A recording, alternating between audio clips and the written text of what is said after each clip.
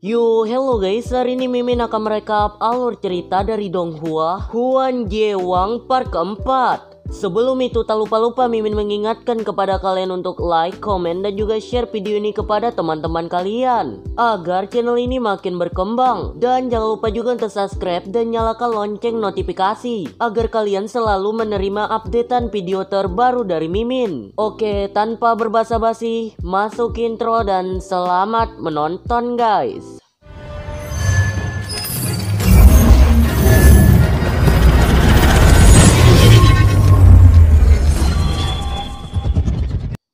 Di sini dapat terdengar Tuan Douyin yang marah-marah dikarenakan semua peserta yang terlambat berkumpul untuk mengikuti tes ketiga penerimaan murid di Akademi Tianwu. Tak sampai di situ datang pula Lince yang lebih terlambat daripada semua peserta. Namun Ba memiliki kenalan orang dalam, walaupun sangat terlambat, Lince tidak didiskualifikasi oleh Tuan Douyin. 对不起啊，跪下跪下，都听好了。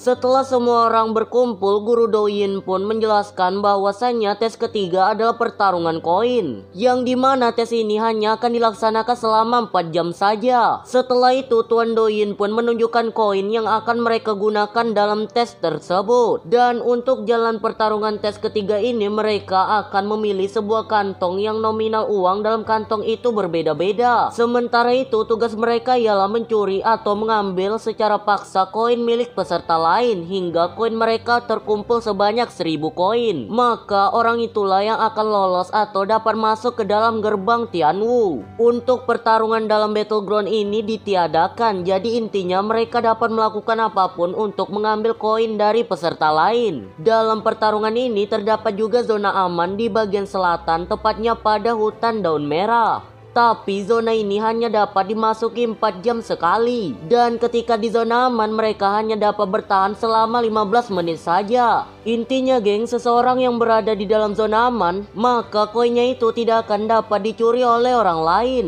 Dan orang yang nekat untuk mencuri koin tersebut, maka mereka akan didiskualifikasi. Setelah semua peserta telah mengerti, Tuan Douyin pun menyuruh mereka semua untuk mengambil satu kantong yang berada di atas pohon. 把握好机会，还是挨过4个时辰，就看你们自己了。哎，我最怕抽奖了，就那个了，怎么办？ Di sini dapat terlihat pula beberapa orang yang bekerja sama untuk membuat kelompok yang tujuannya untuk mencuri atau mengambil koin dari peserta lain. Beralih sisi dapat terlihat dikarenakan Lince yang tak memiliki kekuatan sihir, dengan sangat bersusah payah Lince di sini mengambil sisa satu kantong yang nangkring di atas pohon tersebut. Setelahnya Mbak mengambil kokian selama 1 tahun, Lince di sini berhasil mendapatkan nominal uang yang sangatlah besar, yakni 2000 koin. Alhasil setelah mendengar hal tersebut, dengan sangat nafsuan beberapa gerombolan orang yang mengejar Lince dan tujuan mereka untuk mengambil atau mencuri koin fantastis yang Lince miliki. Terlihat pula Ba seperti seorang teman tiada akhlak, bukannya membantu saudaranya Zifeng di sini malah melarikan diri dari tempat tersebut. Sementara itu Lince yang terpojok dengan sangat cerdik, ia membuang beberapa koinnya, yang hal ini membuat beberapa orang tidak memfokuskan lagi pengejaran mereka kepada Lince. 你们的鞋，来吧，都给你们，都给你们，你们这帮混蛋！我的妹妹，让开！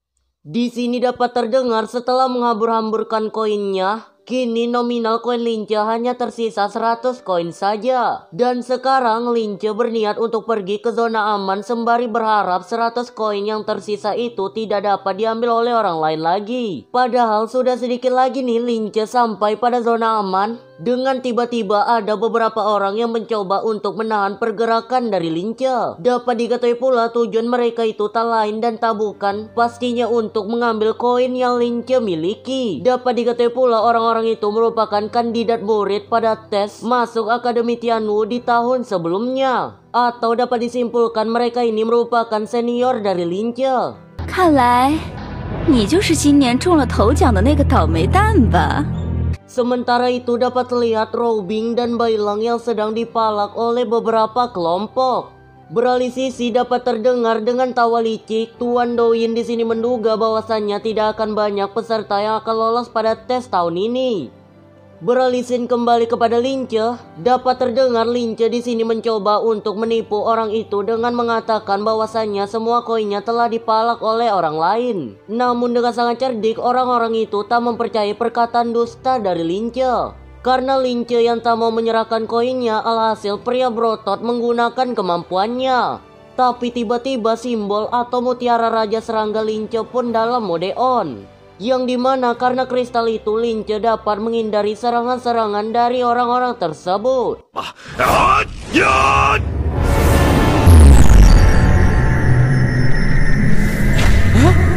又是这种感觉，看对方的动作。 Tak sampai di situ, seorang One Punch Man Lince dapat mengeluarkan tinjuan mautnya yang membuat dua orang pria itu terpental melayang seakan seekor burung yang terbang dari sarangnya. 这么慢的动作，我不还手，是不是有点不合适啊？ Tak menyerah, sang gadis di sini mencoba menyerang Lince dengan tanaman berdurinya. Tapi dengan sangat mudah Lince dapat menghindari serangan-serangan itu. Dapat terlihat pula Lince sekarang dapat melompat tinggi hingga melayang-layang di udara. Namun sangat disayangkan Lince lupa bahwa ia tak memiliki sayap. Alhasil ketika Lince mendarat, hantaman parah pun tak terelakkan. Dan inilah momentum bagi orang-orang itu untuk mengambil koin Lince. Tapi tak seperti yang diharapkan, tibalah suatu tanaman rambat yang dimana dapat kita duga tanaman rambat ini berasal dari Robin. Dan tanpa berbasa-basi, dengan sangat mudah Robin berhasil menangkap Lince dan orang-orang itu dengan tanaman rambatnya. 我是谁，不关你事，我也不关。 Setelah semua orang itu tertangkap, inilah waktu bagi Robin untuk mengambil atau mencuri koin dari orang-orang tersebut. Tapi tak menyerah, Lince di sini berhasil meloloskan dirinya dari perangkap yang Robin buat. Dan dengan sangat nafsuan, Lince pun bergegas untuk mengejar Robin yang telah melarikan diri. Beralih sisi, terlihatlah orang-orang suruhan Shinigami pada part sebelumnya, yang dimana orang-orang itu mengacau dan memborbardir para peserta yang mengikuti ujian Tianwu. Dapat diketahui pula tugas mereka ialah mencari siapa wadah atau orang yang di dalam tubuhnya menyegel Raja Naga dengan menggunakan sebuah kristal yang bernama Ops Naga. Beralih sisi, dapat terdengar dengan ilmu S3 marketing yang Zifeng miliki. Ia berhasil membujuk salah seorang peserta ujian Tianwu untuk memberikan semua koin yang dimilikinya kepada Zifeng. Dengan iming-iming orang tua itu akan berhasil ketika ia memulai untuk berbisnis. 给，这是我全部的利币，谢谢你的开导，我要回家创业了，谢谢啦！ Namun seorang jelangkung tibalah Lince yang jatuh dari atas pohon. Dengan sangat bersemangat, Lince mengabarkan kepada Zifeng bahwa ia sekarang bukanlah Lince yang dulu. Karena ia yang sekarang dapat mengeluarkan kekuatan Neodomon. Tapi bukannya percaya, Zifeng di sini malah menganggap bahwa Lince itu sedang tertidur atau sedang bermimpi. Belum terlalu lama mereka berbasa-basi, terlihatlah suatu ledakan yang amatlah besar. Yang dimana ledakan itu berasal dari pertarungan antara suruhan Shinigami dan kelompok Yang Tian. Yang dimana di sini Bai Gui memberikan atau memasukkan Ops Naga kepada Xiaoyi, yang bertujuan untuk membuktikan Xiaoyi ini adalah wadah Raja Naga atau bukan. Dan dapat terlihat dalam proses ini Xiaoyi sangat kesakitan. Alhasil dengan jiwa pahlawan yang Lince miliki, Lince tak akan diam dan ia berniat untuk menyelamatkan Xiaoyi. Dengan sangat percaya diri karena ia yang menduga bahwa ia memiliki kekuatan Neodomon, Lince maju sembari menggunakan tinjuan mautnya. Tapi ternyata kristal Raja Serangga telah dalam masa mode off. Dan alhasil serangan dari Lince sangat tak berefek bagi Baogui. Namun untung saja dengan tepat waktu, Zifeng berhasil melemparkan bom asapnya, yang dimana ini merupakan momentum bagi Lince untuk membawa Xiaoyi pergi dari tempat tersebut. 没想到还有同伙。 楚小总，你是真疯了吗？不对啊，我的脸。 Tapi seakan tak memberi napas, tibalah bom waktu dari Baogui, yang dimana bom waktu itu langsung memborbardir ke arah Lince dan Zifeng yang sedang melarikan diri. 你现在都证明四狗来了！安全员，我们去跑！安全区在哪儿啊？你跟我跑吧！ Setelah pelarian yang sangat dramatis, tibalah Lince pada hutan merah atau zona aman di pertarungan tersebut. Namun tanpa terduga, Nona yang mengejar Lince dan Zifeng itu dapat menggunakan sihir atau kemampuan untuk mengendalikan tubuh, yang alhasil membuat Lince dan The Gang tak bisa menggerakkan tubuh mereka. Dan tanpa berbasa-basi, Baugui pun menargetkan bom waktunya kepada Lince dan The Gang. Tapi untung saja dengan tepat waktu, simbol atau kristal Raja Serangga pada tubuh Lince aktif kembali, yang alhasil Lince dapat membalikan bom waktu itu kepada Baugui dan partnernya. Dapat terdengar karena hal tersebut, Baugui sekarang sangat marah dan ia berniat untuk membunuh Lince dan The Gang dengan menggunakan tekniknya yaitu hujan meteor. Tapi dengan kecepatan super, Lince dapat menghadang teknik hujan meteor yang dilepaskan oleh Baugui.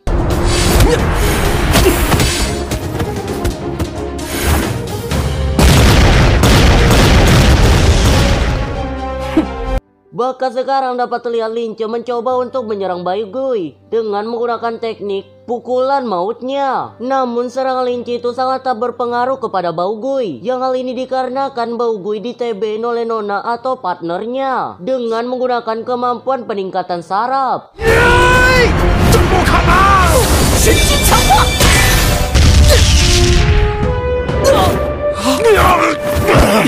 楚小狗，你没事吧？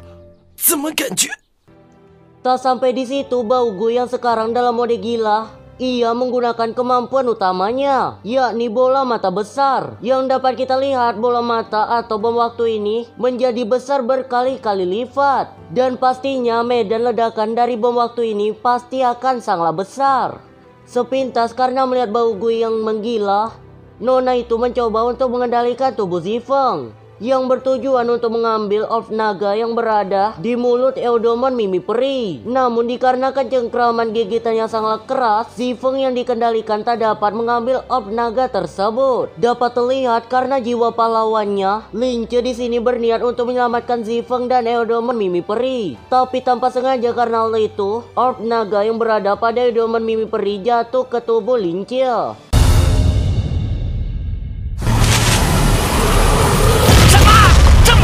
Sementara itu dapat terlihat karena ledakan yang amat besar, Tuan Douyin pun berniat untuk mengecek apa yang sebenarnya terjadi di puncak ledakan dahsyat tersebut. Beralih sisi kembali, kini Lince telah masuk ke dalam alam bawah sadarnya. Dan dapat terlihat orb naga itu kini berubah menjadi naga ungu atau roh naga ungu, yang dimana roh naga ungu ini berniat untuk menyerap atau memakan tubuh Lince yang telah terpecah. Tapi untung saja sebelum hal itu terjadi, tibalah Raja Naga yang memerintahkan roh naga ungu untuk tunduk padanya.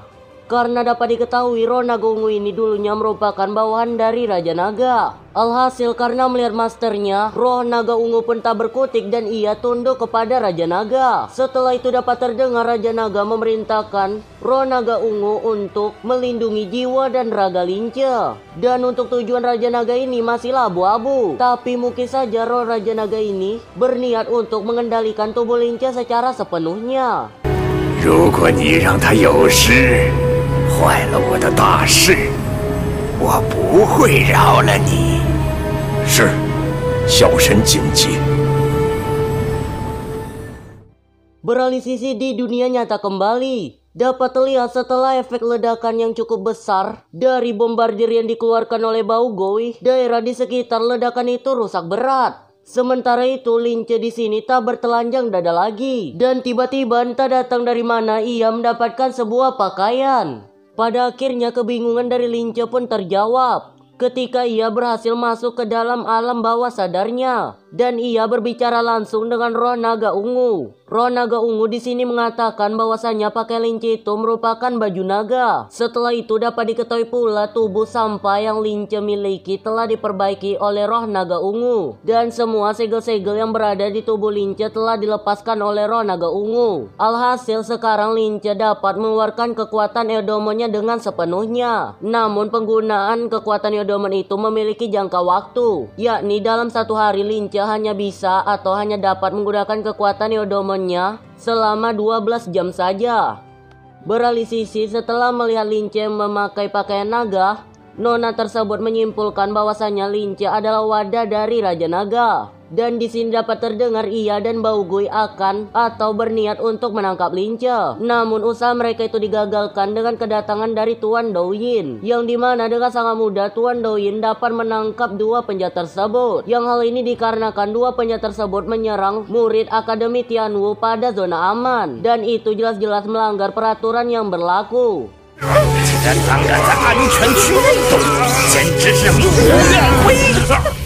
Alhasil karena tak memiliki pilihan lain, dua orang penjahat itu pun melarikan diri dari tempat tersebut. Setelah itu dapat terdengar pula Tuan Douyin mengatakan bahwasannya tes akan berakhir dalam waktu 5 menit lagi. Namun Lince mendapatkan masalah baru dikarenakan ia belum mengumpulkan 1 koin sedikit pun. 一个利币都没有。